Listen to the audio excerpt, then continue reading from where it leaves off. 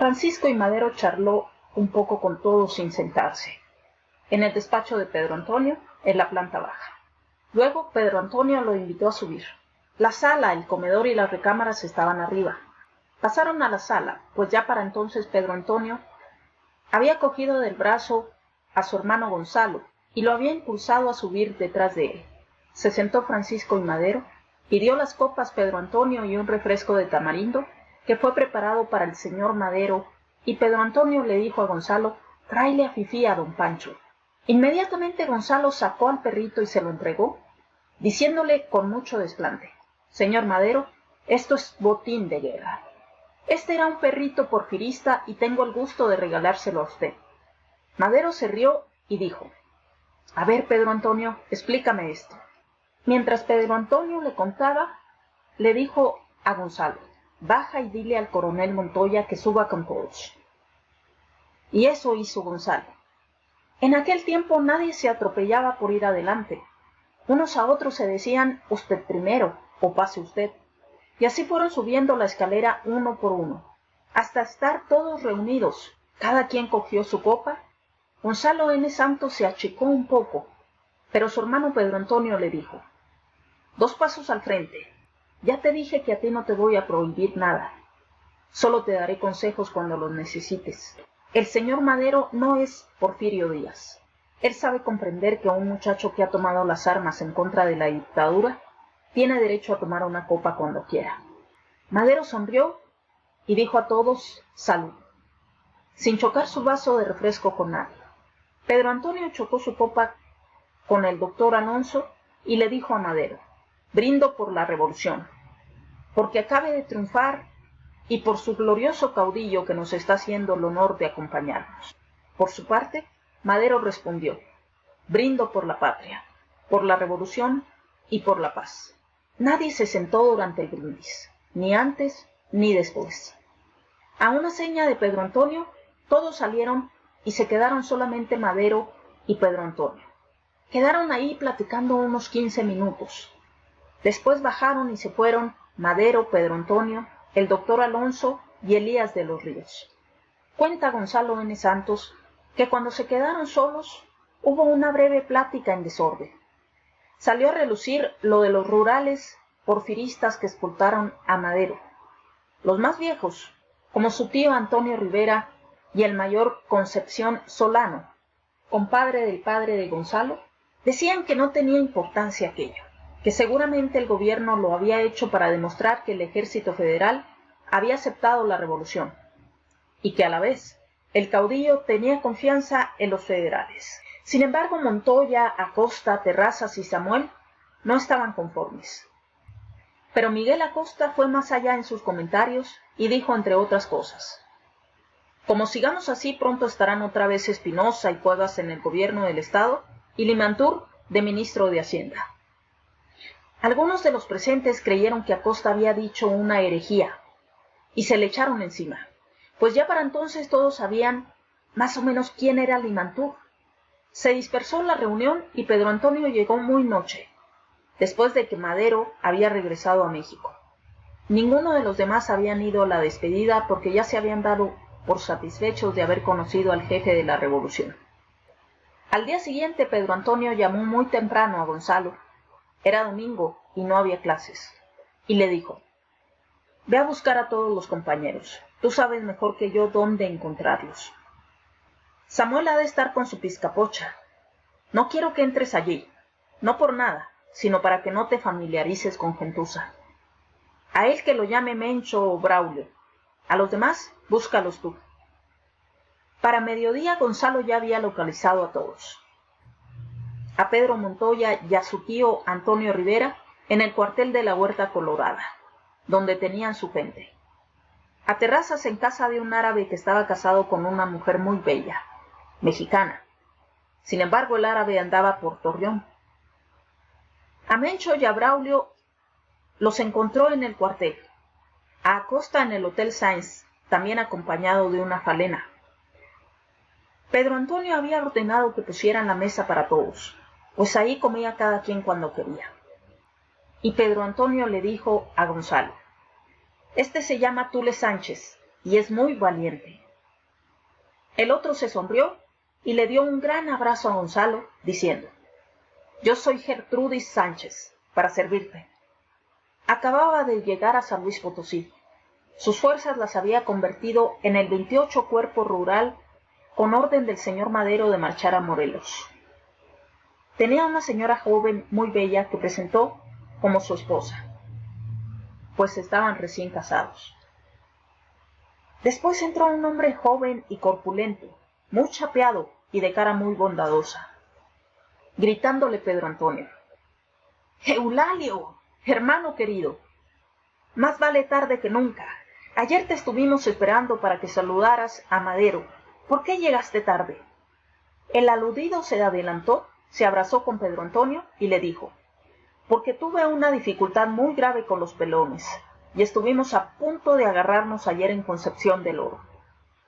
Pedro Antonio dijo: aquí les presento a mi gran amigo y compañero de la Convención Antirreeleccionista del Tívoli, el mayor Eulalio Gutiérrez, jefe político maderista de Concepción del Oro, Zacatecas.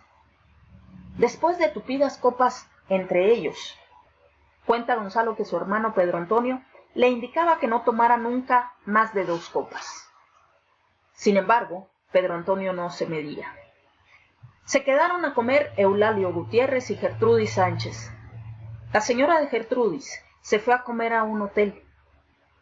Inmediatamente se dejaron venir encima los comentarios de la llegada del señor Madero. Eulalio Gutiérrez les contó que cuando él estaba a punto de venir a San Luis a saludar al caudillo, los federales rodearon su cuartel de la jefatura política, tratando de desarmar a su gente, creyendo que ya había salido él, pues desde unos días antes sabían del viaje. Eulalio, que permanecía en Concepción del Oro, se puso al frente de su gente, se parapetó arriba de las azoteas y estuvieron todo el día viéndose unos a otros. Los federales no se atrevieron a disparar. Entonces Eulalio se dirigió a Venustiano Carranza, gobernador de Coahuila, para que influyera con el objeto de que esa fuerza federal saliera de Concepción del Oro, y que de no hacerlo en 24 horas más, rompería el fuego contra ellos. El telégrafo funcionó veloz. Las órdenes de México llegaron y los federales salieron. Por eso llegaba Eulalio Gutiérrez retrasado, pero muy desconfiado de la situación. Y llegó el momento. Pedro Antonio, que era aclamado como jefe de la revolución en el estado y aclamado como futuro gobernador constitucional, les dio la sorpresa de su vida.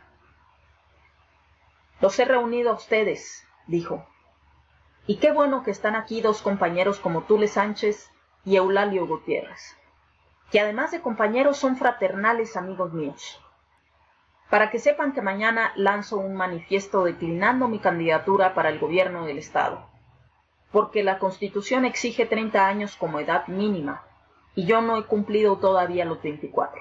Si nosotros nos levantamos para defender la ley y la Constitución, no somos nosotros quienes la vamos a violar. ¿Se lo indicaría esto Francisco y Madero? Miguel Acosta, que cuando se enojaba se volvía completamente tartamudo, se paró como disparado por un cañón. Cabe mencionar que Acosta a Pedro Antonio lo respetaba mucho y nunca lo llamó de tú. Por lo que Miguel empezó diciendo: mi general, en tono completamente tartamudo, ese asunto ya está arreglado. Nosotros tenemos perfectamente controlado el Congreso del Estado. Más bien dicho, usted es quien lo tiene controlado. Pero nosotros lo tenemos aconsejado y mañana mismo habrá sesión extraordinaria y ahí se leerá un proyecto elaborado por el doctor Alonso y se reformará la Constitución para que usted pueda ser gobernador del Estado. Y los 3,000 rifles maderistas que están aquí a las órdenes de usted respaldarán al pueblo que lo aclama. Pedro Antonio respondió: yo les ruego que no hagan eso. Mi manifiesto está escrito y ya está en la imprenta. Es una decisión que he tomado. Mañana empieza el licenciamiento de nuestras fuerzas. Samuel irá a licenciar a Policarpo Sánchez y a Pancho Mariel a Villaguerrero, ahora Tamuín, Aquí, don Pedro Montoya se encargará de licenciar a los demás. Yo comenzaré a preparar mi tesis para recibirme de abogado, pues ustedes saben que mi carrera está terminada, y por la revolución todavía no he obtenido el título, y es algo que le debo a mi padre. Además, mañana elegirá la legislatura gobernador provisional al doctor Cepeda. Yo seré su secretario general de gobierno. Ustedes saben que Cepeda y yo somos la misma persona. Ante esto, todos se pararon al mismo tiempo, hablando en desorden. Gertrudis Sánchez dijo: «Qué bueno, Pedro Antonio, que estoy aquí con mi tropa bien pertrechada, bien montada y bien dispuesta a rifarnos para llevarte al Palacio de Gobierno y ponerte de gobernador. Porque si tú, que fuiste el defensor de Madero, y el que lo echó fuera de la cárcel bajo fianza, y el que tanto lo animó para que se lanzara a la revolución, quedas fuera, ¿qué nos espera a los demás?». Eulalio Gutiérrez, por su parte, muy sereno, le dijo: «No, Pedro Antonio, no retires tu candidatura. Si hay alguna fuerza mayor que te obliga a ello, vamos peleando contra esa fuerza mayor». Sin embargo, Pedro Antonio volvió a alegar que él no permitiría que se reformara la Constitución por una razón personal. Pero en el ánimo de todos quedó que el señor Madero le había dicho que hiciera eso, y como Pedro Antonio era tan ciegamente partidario de Madero, apechugó. Y relata Gonzalo que Pedro Antonio nunca dijo que Madero hubiera hecho esa indicación. Sin embargo, era indudable que así había sucedido. ¿Por qué? Porque Madero quería para gobernador de Coahuila al doctor Rafael Cepeda, a quien quería meter de cuña a Venustiano Carranza para que éste no llegara a gobernador de Coahuila. A Madero lo apoyaban en esto algunos de sus hermanos, quienes no querían a Carranza. El propio Francisco I. Madero le tenía prevención a Carranza, pues indudablemente éste, desde que se inició la revolución, veía chiquito a Francisco I. Madero. En aquella comida, que se convirtió en un mitin airado, Acosta se quitó la espada y la tiró al suelo diciendo: «Este chaparro ya claudicó». Pidió su baja ahí mismo, y por más que Pedro Antonio lo quiso convencer, nunca lo logró. Al poco tiempo se dio de baja él mismo. Sin embargo, después volvió a las fuerzas irregulares de Coahuila con Carranza, con el grado de capitán primero. A los pocos días de esta comida, en efecto, salió el manifiesto de Pedro Antonio, y para entonces ya el doctor Rafael Cepeda había sido nombrado gobernador interino, y éste a su vez nombró secretario de gobierno a Pedro Antonio. Por lo que Pedro Antonio se vistió otra vez de bombín, agarró los libros y se puso a machetear para presentar su examen. Y termina Gonzalo este capítulo alegando lo siguiente: «Insisto en que lo que voy a escribir son mis memorias, y no las de mi hermano, pero es imposible que separe mi nombre del de él hasta el día de su muerte, porque, como dijo, él era mi padre, mi jefe y mi amigo, y además, algo que él no dijo, en mis principios de vida revolucionaria, también fue mi maestro en la revolución, pues en todo lo demás, yo fui mi propio maestro y fui testigo presencial de todo lo que estoy relatando».